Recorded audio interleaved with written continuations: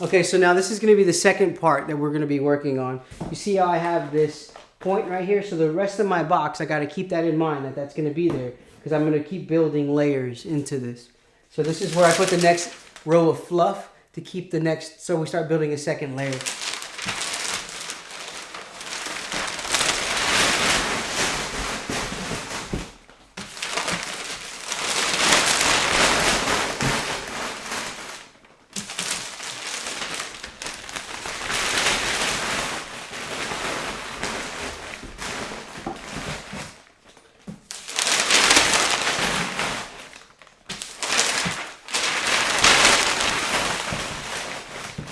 So now you see we have another layer of fluff. And you remember, be mindful that those knives are still there. You're just building around it.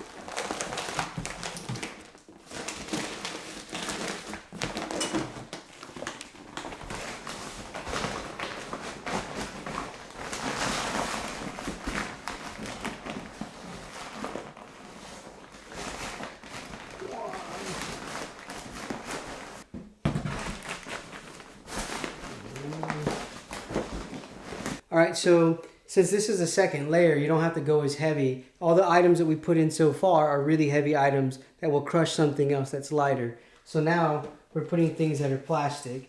And it's always up to you, but we like to wrap everything.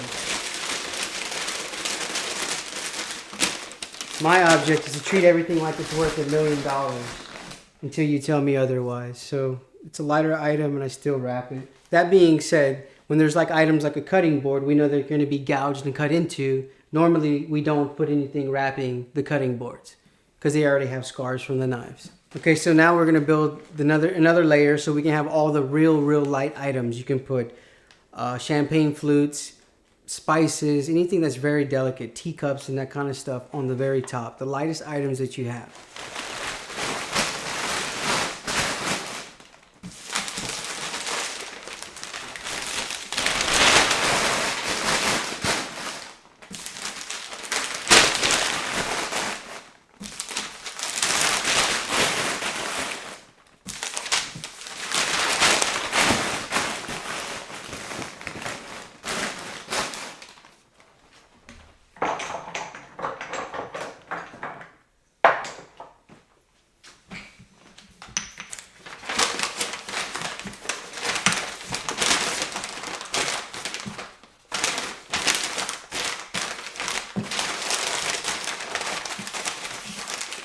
Make little care packages of all your stuff. You can see how it feels almost to the top. That's what we're building up to here, the last part of the box.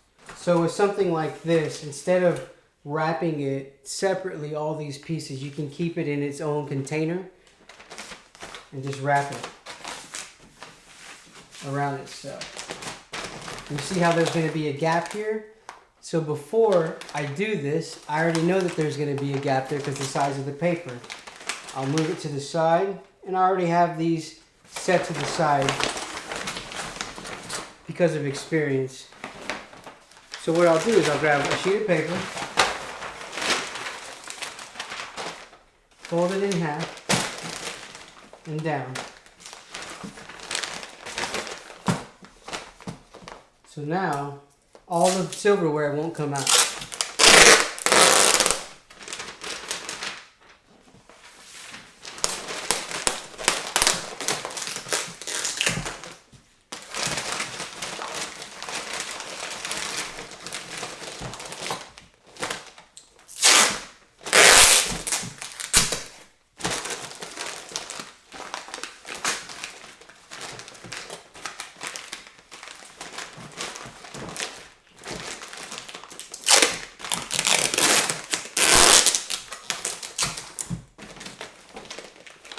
Nice and neat, right?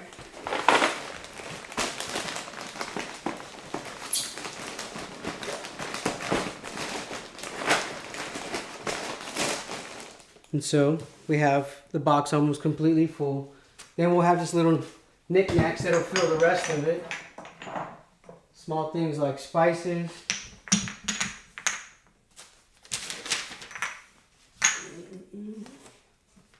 Don't give it away.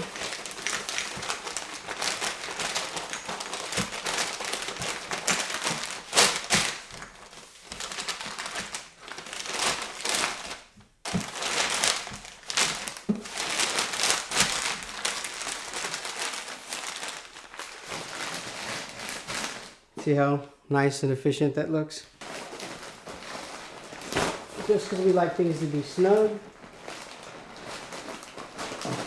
We want it to be tight.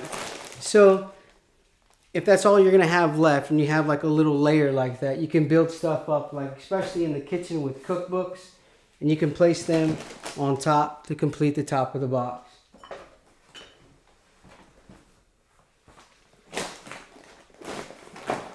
And see how the box doesn't have that much space in it left. And this is like the only time that we wouldn't like necessarily really worry about the wrapping of the items, because it's only just books around it, that kind of thing. Because it's not really worried about that. This is plastic against plastic, you see. And in a second we'll put fluff around it so that you see nothing will move. I'll grab a couple more items to throw in here. You see that if there's going to be glass, I put cardboard in between. See how it's filling every single spot in the box. And I know these are plastic, so I'll put those in. Now we're almost done with the box. What we'll do now is we're going to get the box, break the tab. Remember the tabs that are keeping it down to the side? I'll pop it and see what we're missing as far as completing the box is a complete cube. See how it sinks down? We want to avoid that.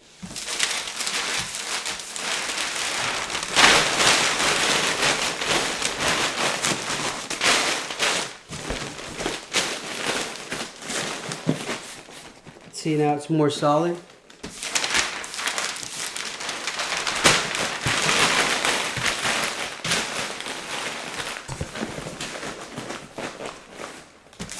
One more spot.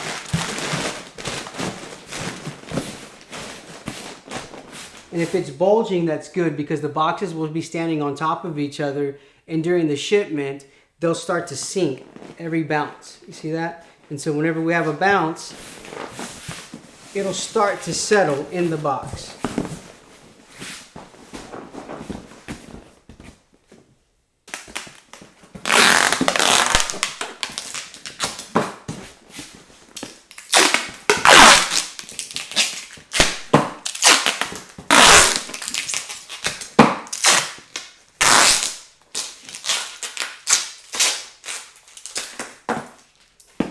Once again, making sure that we close the ends so that all the seams are covered.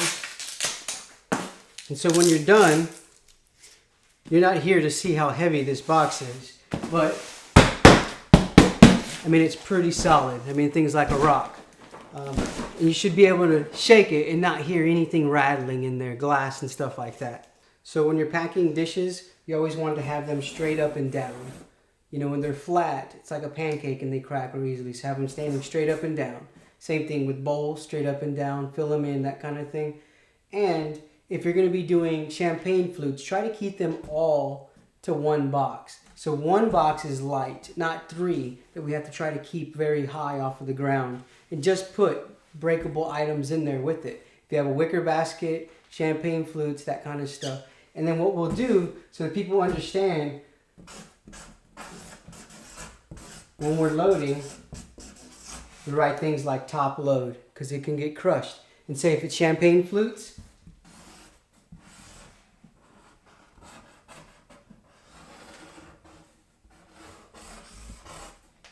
and it doesn't have to be perfect. It's kind of like the idea like that, letting us know what's in that box and what to be careful for.